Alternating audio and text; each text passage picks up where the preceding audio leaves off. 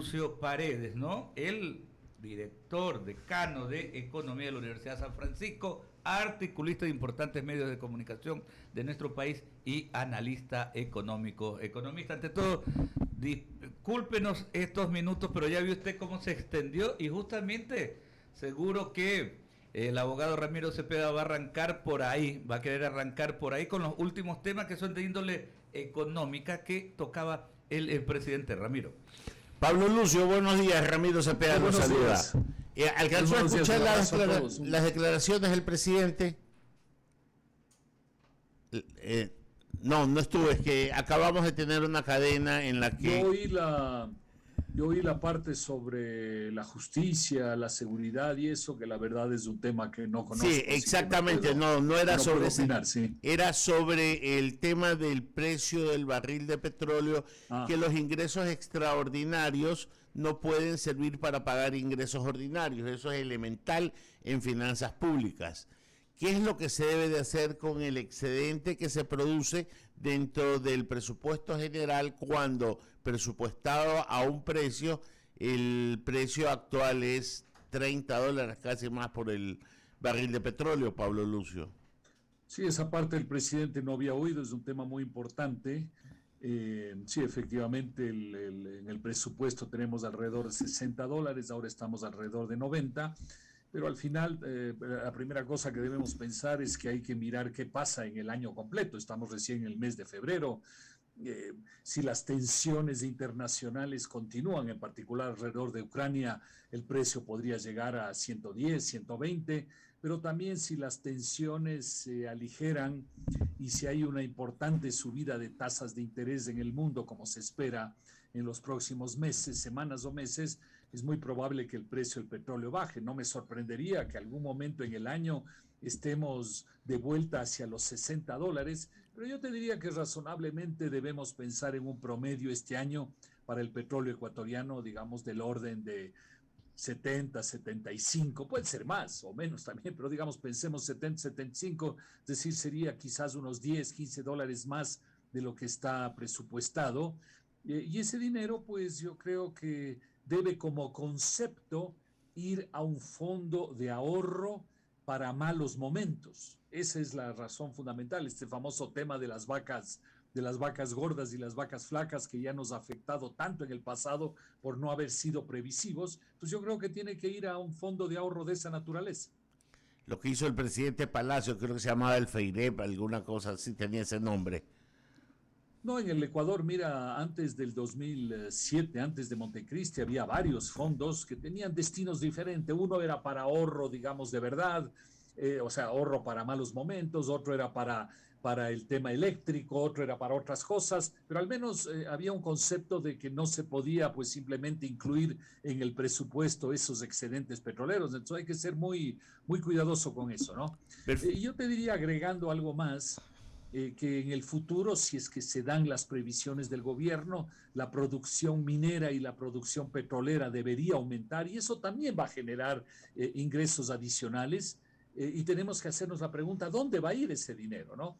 Creo que el gobierno ha señalado que iría a un fondo para atender la nutrición infantil, lo cual me parece evidentemente un enfoque loable, pero yo creo que en realidad debería ir a un fondo para apoyar la reforma del sistema de jubilación que está quebrado, es decir, debería pasar la minería y el petróleo de ser de los ecuatorianos a ser de los ecuatorianos jubilados, es decir, de ecuatorianos a ecuatorianos. Ese también es un tema que tendremos que pensarlo a futuro.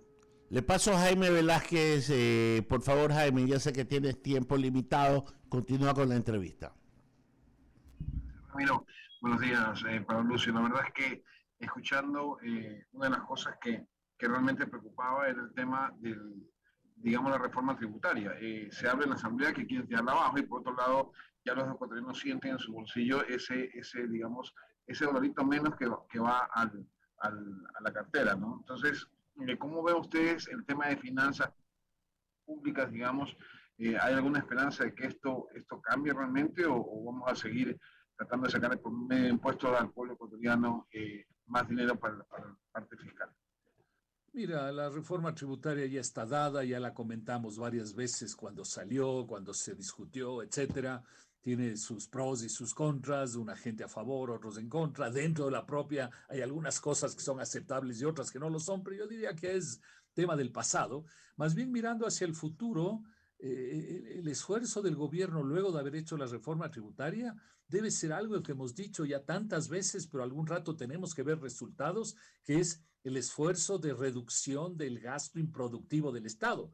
O sea, la próxima vez no pueden volver a decirnos, es que no se ha podido reducir el gasto, entonces otra vez hay que cobrar más impuestos a la gente. No, ya una vez está bien, ya pasó, pero la siguiente no es un tema de nuevamente vamos a subir los impuestos, sino mostrarnos qué se ha hecho en reducción del gasto estatal. Siempre hay el tema de que es difícil, de que hay cuestiones legales, de que una serie de cosas, bueno, pero sea lo que sea, hay que hacerlo. Se habla justamente de aumentar el trabajo en la población ecuatoriana, y lo segundo que habla el presidente el día de hoy es específicamente de la inversión extranjera que podría venir en el Ecuador, y más o menos se calculan 30.000 millones. Se habla de zonas francas para que no se paguen impuestos y una serie de tratados internacionales. ¿Cómo ve el panorama, Pablo Lucio, en este tema?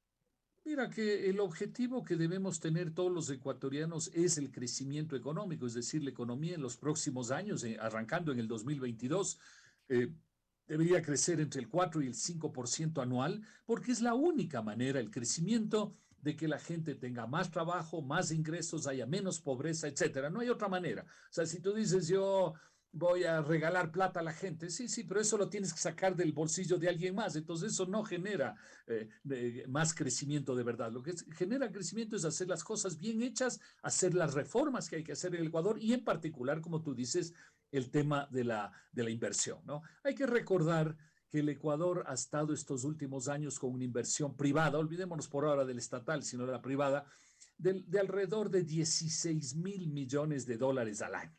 Eso es lo que ha habido en los últimos años, y eso debería subir a alrededor de al menos 20.000 millones al año. Es decir, deberíamos aumentar 4.000 millones la inversión. Una parte de eso es inversión nacional. Obviamente, la persona que se pone una tienda en la esquina o la persona que amplía un gran negocio, o sea, es toda la gama, y una parte debería ser internacional. Ahora, tú diste la cifra de 30.000 millones de inversión extranjera. Si eso se diera en los próximos 4 años, sería, digamos, alrededor de 7.000 millones al año, más o menos, ¿no es cierto? Bueno, sería una cantidad importantísima, porque yo te digo que la inversión privada nacional y extranjera debería aumentar en 4.000 millones cada año. Si solo la extranjera aumenta en 7.000, bueno, sería un gran éxito, ¿no? Y si no es 30.000 millones, sino 20.000 millones de inversión extranjera o 15.000 millones, ya sería una cifra muy atractiva que yo creo que sí se lo puede lograr, porque hay muchos factores. Hay el tema petróleo, el tema minería, el tema apertura de tratados comerciales. Hay el hecho de que todos los países vecinos están metidos en líos políticos importantes, ¿no es cierto? Chile, Perú, probablemente Colombia con las elecciones, etcétera, Centroamérica, y todo eso hace que la gente de esos países dice, a ver, yo voy a mirar al Ecuador como una oportunidad interesante. Entonces me parece que sumando todas esas circunstancias sí se debe poder lograr, quizás no la cifra que señala el presidente, pero como te digo, así fuera la mitad, ¿no? Ya sería bien interesante. Buenísimo, columnista Pablo Lucio Paredes. Le paso a la cabina a Alberto Quintana, que tiene más preguntas para usted. Adelante, Alberto. Gracias, Jaime, reiterándole el saludo al doctor Pablo Lucio Paredes, director del Instituto de Economía de la Universidad San Francisco de Quito y editor de la revista Coyuntura. Doctor, el tema de la seguridad social. Sabemos, y aquí hemos dicho muchas veces, ¿no?, que a nivel de todas las naciones es un problema, un verdadero dolor de cabeza el poder manejar esto, pero lo que ocurre acá en el Ecuador es terrible, ¿no? El futuro de la seguridad. Vemos siempre pronunciamientos. Cuando analizan el tema en la Asamblea, ya vemos también ahí, ¿no?, que líderes políticos que muchas veces se manejan súper irresponsables, ¿no? Hacen cualquier tipo de declaración, pero sin los sustentos técnicos. ¿Cómo mira este asunto? ¿Cuál es el futuro de la seguridad social? ¿Qué se debería implementar para poder sacar a limpio, ¿no?, las lecciones claras de lo que hay que hacer de aquí al futuro para darle sostenibilidad a este tema, doctor? Mira, tu pregunta es muy, muy, muy importante para el Ecuador, porque al final, para la sociedad ecuatoriana, porque al final todos queremos que la gente que llega a su jubilación tenga un mínimo de jubilación, ¿no es cierto? Claro. Digna, razonable, en fin, lo que sea. Y aquí hay que recordar que hay dos grupos de ecuatorianos frente a la jubilación. Uno, los que están aportando al seguro social, y otros los que no aportan a nada y, digamos, tratan en la vida de ir haciendo su propia jubilación, ¿no es cierto? Ahorrando por aquí, tal vez poniéndose un negocito o comprando un terreno, yo qué sé, lo que sea, ¿no es cierto? Hay los dos grupos, llamémosle el formal y el informal, ¿no? Y ahí hay dos preguntas importantes que tenemos que hacernos. ¿Cómo logramos que el sistema formal sea lo mejor posible? Primera cosa. Y segundo, ¿cómo podemos apoyar a la gente en el sistema formal o informal que llega a tener una muy mala jubilación, digamos, a pesar de sus esfuerzos en la vida, ¿no? Entonces, esas son las dos preguntas. ¿Cómo tener un sistema formal bueno y cómo apoyar, es decir, dar un subsidio, en definitiva, a la gente que llega a tener una mala jubilación, ¿no? Esas son las dos preguntas fundamentales. Entonces, primero, ¿cómo llegamos a tener un buen sistema formal? Bueno, para eso primero hay que estar conscientes que el actual sistema formal, que es el sistema de una caja común en el IES, donde todos aportamos y el dinero va a una caja común y luego se reparte a los jubilados, está quebrado. Y voy a dar dos cifras para que estemos conscientes que estamos quebrados. Primero, hay un déficit cada año, no es proyectado hacia el futuro, sino ya cada año de 2.000 millones de dólares. 2.000 millones al año. Y eso va creciendo. En pocos años será 2.500, 3.000, 4.000, 5.000, lo que sea. Entonces, si 2.000 es difícil de cubrir, imaginémonos los 5.000 o 6.000 en el futuro, ¿no? Entonces, tenemos ahí una quiebra del sistema. Y segunda cosa, uno dice, bueno, pero capaz que tenemos guardado un patrimonio en el IES que puede atender eso. Sí, el patrimonio en el IES actualmente son 6.000 millones de dólares, que significa 2.000 dólares por jubilado. Es decir, si hoy cerráramos el sistema, perdón, a cada afiliado, no a cada jubilado, sino a cada afiliado le diríamos, mire, se acabó el sistema y lo que hemos acumulado es 2.000 por cabeza, tome sus 2.000 y con eso arréglese. Entonces, el déficit de caja y el patrimonio bajísimo nos muestran que el sistema no está funcionando, ¿no? Entonces, algo hay que hacer hacia el futuro, ¿no? Y luego, esa es la primera cosa, ¿no es cierto? El sistema formal que no funciona, hay que cambiarlo. Y segundo, el tema del subsidio. Tenemos que reflexionar en el subsidio. Porque ¿quién está recibiendo hoy el 40%? El Estado, aunque el Estado paga bien, que mal, a ratos no paga, lo que sea, pero bueno, digamos hay un 40% del Estado. ¿Quién lo recibe? Digamos, la clase media, media baja en el Ecuador o los más pobres. Obviamente no los reciben los más pobres, porque los más pobres no están en el IES. La persona que está en la informalidad, que tiene un trabajito por aquí, por allá, la persona que está en el IES, de cualquier forma, si su situación sea complicada, está en mejor situación que los otros. Esos son los que están recibiendo el 40% de subsidio. Entonces, eso es injusto. Por eso el tema del subsidio también hay que reflexionarlo. También hay que reflexionar que una persona que aporta al IES y por cualquier razón de la vida no alcanza a llegar las aportaciones mínimas al cabo de X años, ¿no es cierto? ¿Qué pasa con sus aportes? Los perdió. ¿Es eso justo? No es justo tampoco, ¿no es cierto? Porque es decir que bien que mal la persona aportó, trabajó, hizo lo que mejor pudo y resulta que como no cumple las aportaciones mínimas, pierde su plata. También es injusto.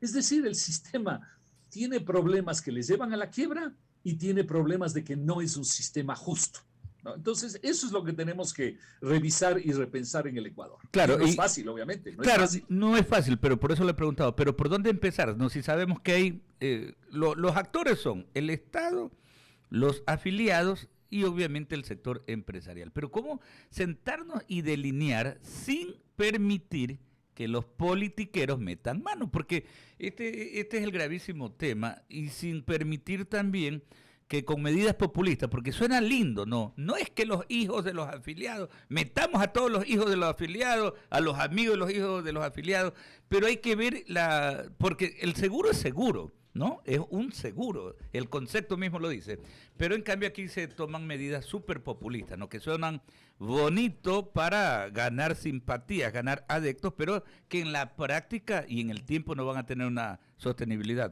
Pablo Lucio. Sí, mira, yo creo que obviamente hay los politiqueros, como tú dices, que tratan de buscar las soluciones más fáciles o las que les ganen votos. Pero también hay que reconocer, y así se ha visto en todas partes del mundo con este tipo de reformas de la seguridad social, es que la propia población se opone en general a las reformas, porque dice, no, pues a mí no me tocan, a mí no, yo no, al otro sí, a mí no, ¿por qué me quieren cambiar esto? Entonces es un tema bien complicado de sociedad, ¿no? ¿Y qué es lo que tenemos que enfrentar? Tenemos que hacernos una pregunta.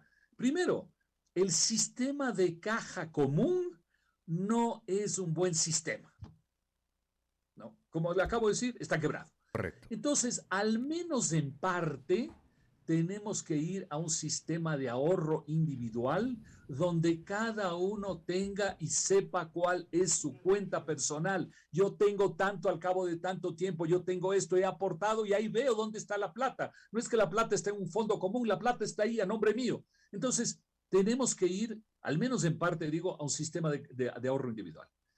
Segundo, tenemos que reflexionar sobre cuál es la edad de jubilación, cuál es el aporte para la jubilación y cuánto es el monto de la jubilación. Las tres cosas tenemos que reflexionar.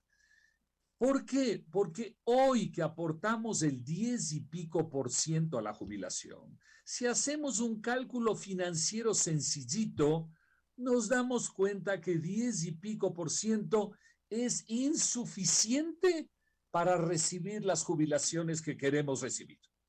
Entonces, hay que revisar cuánto aportamos. Hay que revisar cuántos años trabajamos para jubilarnos y entonces tenemos que revisar cuánto recibimos de jubilación, ¿no? Y eso el sistema de ahorro individual ayuda muchísimo a clarificar eso, ¿no? Insisto, tenemos que revisar las tres cosas, pero obviamente, mira, cuando tú dices a la gente, revisemos los aportes, pensemos en los aportes, la gente dice no.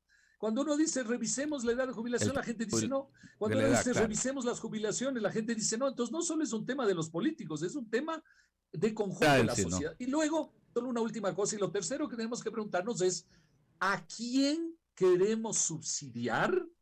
¿De dónde va a salir la plata? ¿Y cuánto queremos poner? Porque también es fácil decir, vea, subsidiemos, y luego no nos hacemos la pregunta, ¿y de dónde va a salir la plata? ¿No? Entonces, esas son las preguntas fundamentales que tenemos que hacernos. Complejo el asunto. 9:04, doctor. Muchísimas gracias. Gracias siempre por atendernos. Un abrazo desde Guayaquil. El doctor Pablo Lucio Paredes Fernández. Que tenga un buen día, un abrazo, gracias. Muchísimas gracias a usted, director del Instituto de Economía de la Universidad San Francisco de Quito y editor de la revista